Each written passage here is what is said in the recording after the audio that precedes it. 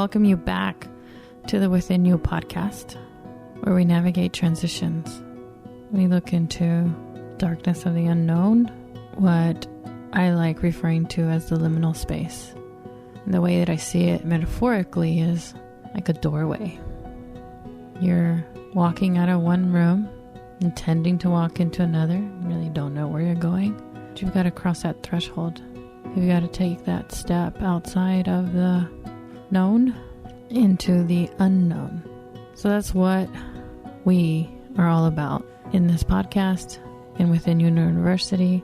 Pretty much everything I do has something to do with how to make that transition, how to help transformation happen when you have change.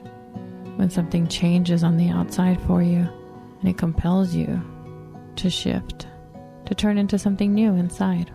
Most people don't recognize the difference, but you know. Here's a cool thing. If you're in the middle of it, it's scary as heck, but I haven't met anyone yet who hasn't said it's all worth it. So let's start with that. It's gonna be worth it. If you're new to me, I am Vivian Carrasco. I call myself a wisdom teacher and a mindset mentor. I'm based right here in Funky Town, Fort Worth, which is a city I've really grown to love over the years. But I kind of see my work more as midwifery. And you can look at midwifing in every connotation that you can think of it. A midwife has given birth and she's helping other people give birth. She's accompanying someone while they're giving birth. There's lots of labor pains with giving birth, right? But you know that something is coming through that is beautiful. I help people do that. So it's a lot of fun. I've been doing it, I'm going to say, for a really long time now. Feels good. It feels long enough to know that I'm doing something meaningful with enough feedback from beautiful humans and souls that say that it was helpful. And so that gives me all the confidence I need to know that what this work is so important. So if you are just now finding me, you have to know that I was compelled here. I was shoved into this space. And it all started with a near-death experience, being hit physically by a car as I crossed the street. Rewind and kind of scroll through to see what that story was like. But I started off not wanting to do this, feeling compelled like I had to do this. And now there's nothing else I would do. I know that expanding our self-awareness, taking that deep dive inside, doing the inner work matters. And so I'm here for you. I'm excited about this episode, so let's get to what the topic is. So I'm really excited about this whole transformation. Like, if you've been listening to me for a while, you know that way back in 2014, the podcast started off with turning inward. And it was because I recognized that that shift in posture from focusing on the outside world to the inner world that you have is really the first step. But what I've recognized since then is actually my people, you're here because you've already made that choice. I don't have to help you decide to turn inward. You're already doing it. So this whole shift from turning inward to within University or within you, which seems more focused, more powerful, more in tune, more aligned with everything that I'm doing, has been super exciting for me. And so I started off with a couple of really cool interviews after the introduction, which I will sort of sprinkle in here. This is in the podcasting world, I think it's called one-to-mic or one-to-one. I don't know what it's called, but it's a specific format when I'm talking to you specifically. But I sprinkle things up. I'll have interviews. I might have conversations with my friends again. I kind of go with what feels good, and I encourage you to do the same. So, but I intentionally started this season in September as the beginning of fall with imagination and inspiring you, encouraging you to imagine. The whole work, as I mentioned, is all about transitions. And in this season, we're transitioning from summer to fall. And for me, fall signifies, and if you pay attention to the trees, they actually are teaching you to let go. Like, that's the major metaphor for me for the fall, is this signaling of letting go. And honestly, for me, I don't know why, but I have recognized that fall is very introspective for me. It is a time that literally beckons me to reflect. It has always been a season of healing. Like, I let things go in the fall and then I move into another space. So I wanted to honor that personal transition in the podcast and offer you sort of a seasonal workshop as we go from fall to winter and then to spring. And that's my intention. So we started off with a focus on imagination because the fall, the days shorten, right? Darkness comes sooner. It's just a time to let things go, to really start reflecting. But you start first with igniting your imagination. You sort of strike a match.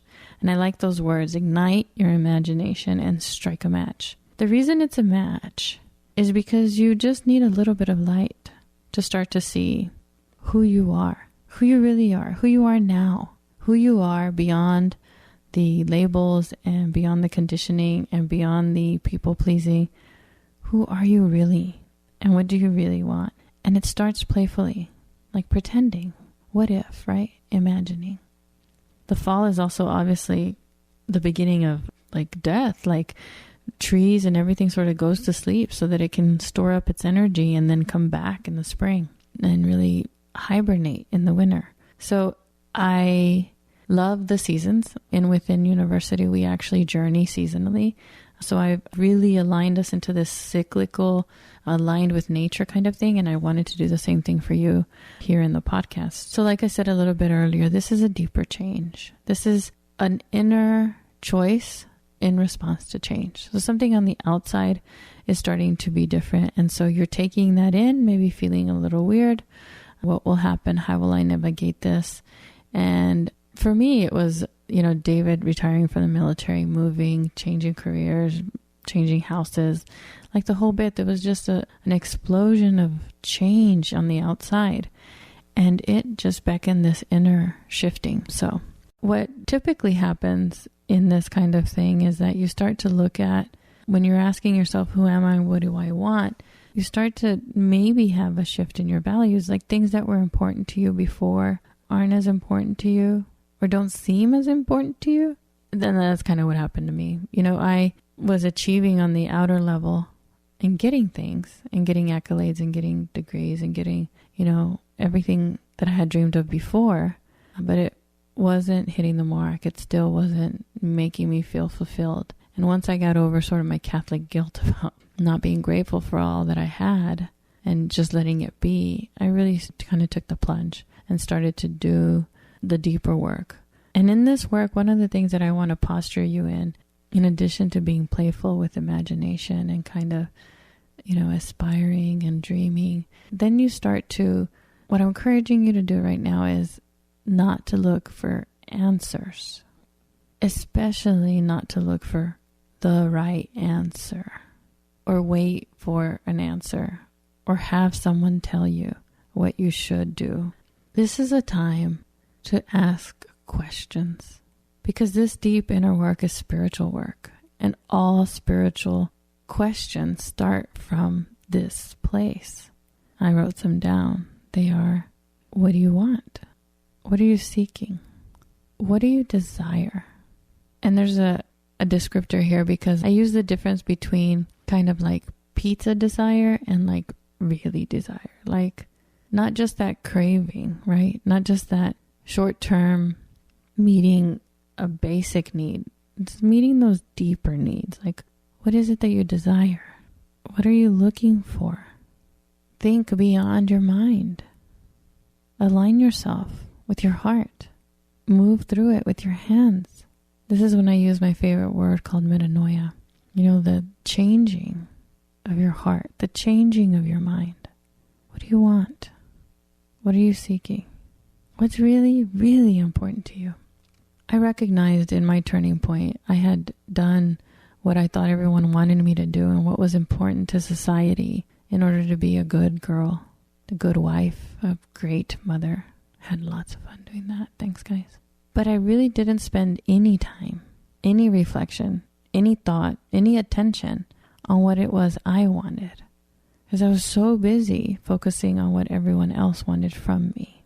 So it's important for you as you start to dream and imagine and let go of some things. One of the things you're letting go of is a little bit of the expectations of everyone around you. Because you kind of bring to the forefront what's important to you. That's just what happens in this stage. It doesn't make you selfish. It doesn't make you ungrateful. It doesn't make you mean or... These are all the things I thought I was. So if you're having that same experience, no. A rising tide raises all boats. When you're happy, everybody is happy. Because if you're not happy, everybody knows you're not happy. This isn't the kind of stuff that we can fake. There are no filters to this, like on that Snapchat thing. Or on Zoom. I actually put the pretty thing on Zoom so I would look prettier. In this filter, when you're face to face with someone, when you're like heart to heart with them, and you're trying to like tell yourself, this is it, this is enough, there's nothing better. Nothing against the people, right? Or the things that are around you. But again, I just want to encourage you. It doesn't make you wrong or somebody else right and you wrong. There's a way that both of you, or both you and society, or both you and your, that there's a win-win to something. Like you have to just go deeper into what's bigger than the level that you're at. It's all sort of, sometimes the girls within university, and I want to give you a big shout out to Paula, Heather, Sarah, Tracy, Jen, Julie. I want to give you some love. At this point, they'd probably say something like, so how do I put shoes on that, right? How do I make it a little more practical? I'm going to get there, I promise. Here's where we are. So, the fall, the season to let go and let yourself become something new. So let the tree be a mentor to you. Watch the tree. Look at the tree right now and how it's changing. Look at how beautiful the change in the colors are. And then how easily the tree lets its leaves go. Let the tree mentor you. One of the things you'll notice in my teachings, but I want to point that rhythm out here. In September was all about imagination, like moving forward. What does it look like? And now I want to draw us back. Give yourself some time to withdraw. Give yourself some time to pause. Give yourself some time for a different kind of inquiry. Because this movement is both forward and back, and recognize that this kind of work is never a straight line. So if you've forgotten that, I'm here to remind you. This is messy work that doesn't go from A to B in a straight line. It's super squiggly. I like to think of it as a dance. A dance kind of like a cumbia, a Tejano cumbia preferably, where you're moving forward and back, but you're actually very steadily going around the dance floor. So recognize this withdrawal, right? And know that you can take steady progress, like the dance floor, forward and back, cumbia, but still moving around the dance floor. So let me go back to what you really want. How do I put shoes on it? What's the next step? What do I do? All right. So in September, I asked you to make a dream list. Before we move on from that, I want you to go back and do that whole thing over again. Like, listen to the episodes. Make sure you follow the MINE acronym that I shared with you in the teachings. And then I want you to start over. Think even bigger, because this is about possibility and this is about potential. And if you can be playful about it, knowing that it doesn't have to be exactly that thing in that way, but something that feels like that, something that looks like that, something that gives you what it is that all those questions were that I asked earlier. What do you desire? What are you seeking? What do you want? Right? So here's how you put shoes on it. I don't like to do steps, but I'm going to give you 4 steps for your next step. So after you've made your dream list, thrown it in the trash, started over and thought bigger, you begin by making choices, narrowing things down, exploring kind of what you want feels like. So if it's 50 things, start choosing, start focusing in. That's the first step. The second step that I wrote down is make sure you're traveling in the right direction. And this is super important. This is like, if my teachings had pillars, this would be, or a principle. Rebecca, Polvi, I'm thinking of you. Is this a principle or is it a pillar? Whatever it is super important. So take note. Are you traveling in the right direction? And what I mean by that is recognize, is the thing that you're wanting actually something that's bringing you towards joy? Or is it something that's just taking you farther away from your fear? Think about that. Think about how many times during the day you tell yourself what you don't want. And then ask yourself, but how much of your focus is on what you actually do want? And that's why when you're reviewing your list, when you're narrowing it down, and I know you love lists, make a list, mark some things out, move some things around, bring some things to the top, the ones that bring you joy. Joy is a very intentional word, not just something that makes you happy, but something that brings you joy, something that feels expansive. my favorite way to distinguish between like a short-term happiness and actual joy is whether or not I have a hangover after it happens. And between you and I haven't drank for 7 years, I think. So I don't have those kinds of hangovers anymore, but a lot of times I have different kinds of hangovers. Like maybe I have a little too much sugar. Maybe I stay up a little too late. Those kinds of things. Those give me not a good hangover. But I might get some bruises and, some bleeding on a fall from a bike ride. That's not a hangover kind of pain. It feels good that I pushed myself that way and that I got back up after a fall. So just recognize, is the choice that you're making a choice towards joy? Okay? That was the second step, in case you're taking notes. Not that you have to take notes, obviously. It's just me and you. So that's step number 2. So step 3 is learn to dance with your doubt. Doubt is a big one. The first, you might, when you were imagining in September, when I encouraged you to just kind of go with it, you might have felt like a little girl or silly or like this will never happen or what's the use? And then you might have done it anyway. Or you might have done it and then felt the doubt. Either way, the doubt is part of the dance. So whenever the doubt comes, here's my big tip on how to deal with doubt. Face it with curiosity. Take a look at it through a lens of curiosity, kind of like you're a scientist. This is just an experiment. I like to say that actually when I know that I'm probably going to fail at something or not do it really well. I tell myself, this is just an experiment, just testing this out, seeing how it works. Sometimes I even do that when I'm starting a podcast, as I never know how this thing's going to work. I give myself notes, but I never stay on topic. And hopefully that's one of the reasons why you love me, because it's not anything I can change. I cannot change myself. Yes, I can, but that's not something I want to change. I kind of enjoy this kind of off the cuff thinking. It feels in flow. It feels connected. It feels aligned. So anyway, step number 3 was to learn to dance with your doubt. And the way that I'm suggesting you dance with your doubt is to step into your curiosity. And if you have forgotten how to do that, listen to those recordings from October again. And then the final step, the last step. Here's a big one. And you can pay attention to this pretty much in anything that you're doing if you're thought boxing yourself out of something. Let's say you want something. And then you start thinking about all the 1,000 things it's going to take to get there. Don't do that. This is just going to take the wind out of your sails. It's going to discourage you. You know what I mean? It's like you're making yourself climb Mount Everest before you even get shoes. That's how of a big obstacle you're putting in front of yourself.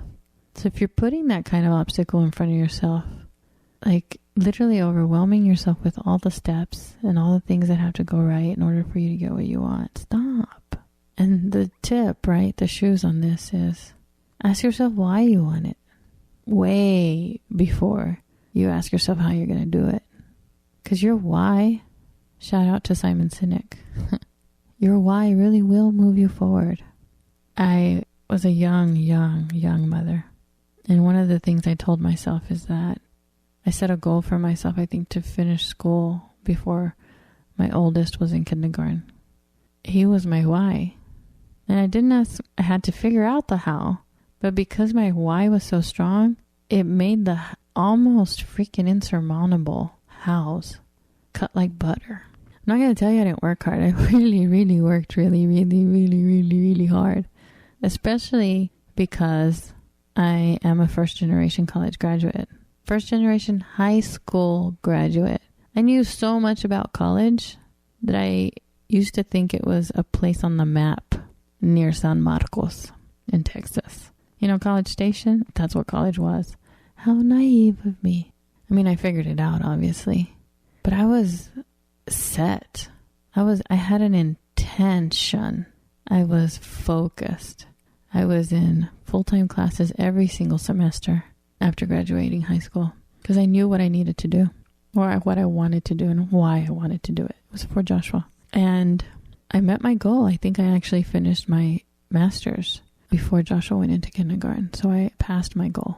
And that was despite, moving a couple of times. David was in the military, going overseas, like having Jake. I was in school every semester.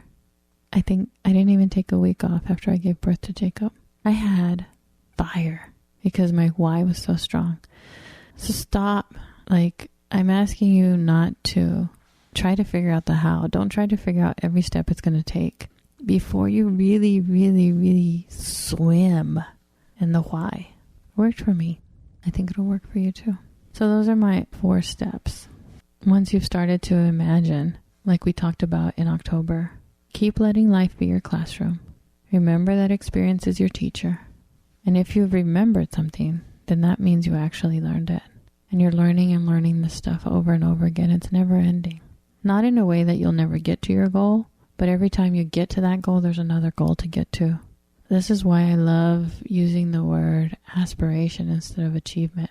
Because you figure out what your shining star is that guides you, that lights your path. And you just get closer and closer to it because you know it's guiding you.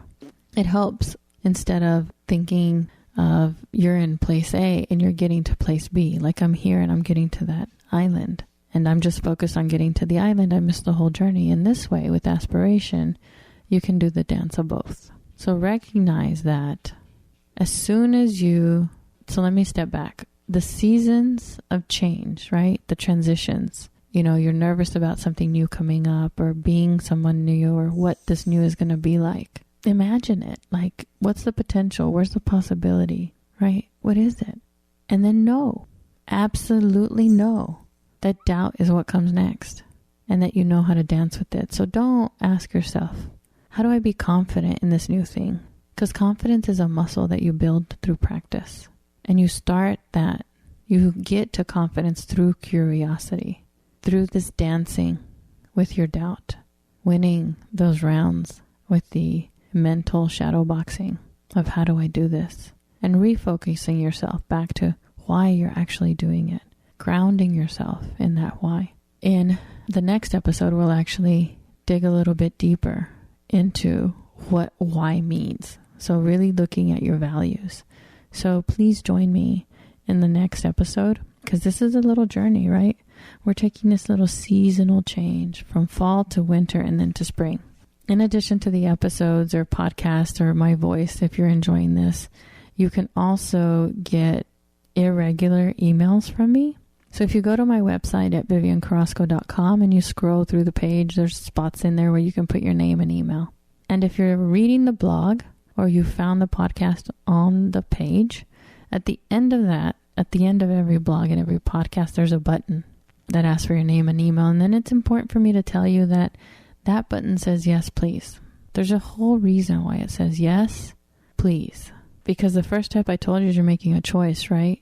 1, 2, 3, 4 steps. Choose. I have you choose to go a little deeper with me, right? To get emails from me, even if they're irregular. Hopefully you'll love that about them. But in this transitional phase that you're at, the first thing you always do is make a choice. So the button says yes, please, because first you're making a choice. And it says please because it sets your intention, just like the intention I told you that I had with Joshua and with my goal of finishing school.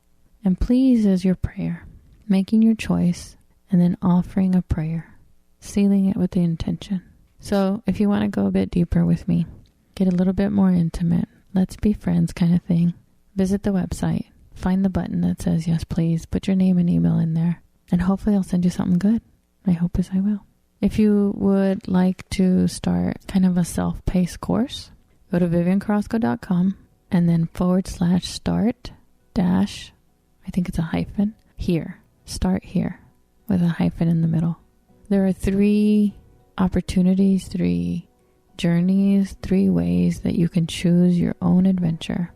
They're all email based, so they'll just come to your email. That in case you want something specific, you don't just want to join this void of an email list, but you want to do something, then you want to go to start here. viviancarrasco.com /start hyphen here. It's really, really been a joy to be in your ear. I enjoy your feedback. You can send me feedback, even though it's kind of a bad word, feedback. Humans aren't really good at that kind of stuff, but I enjoy it. I want to hear from you. You can send me an email at vivian@viviancarrasco.com. And I think that my favorite social channel is Instagram. All the other ones, not so much, But find me on Instagram. You can send me a message there, or you can send me an email.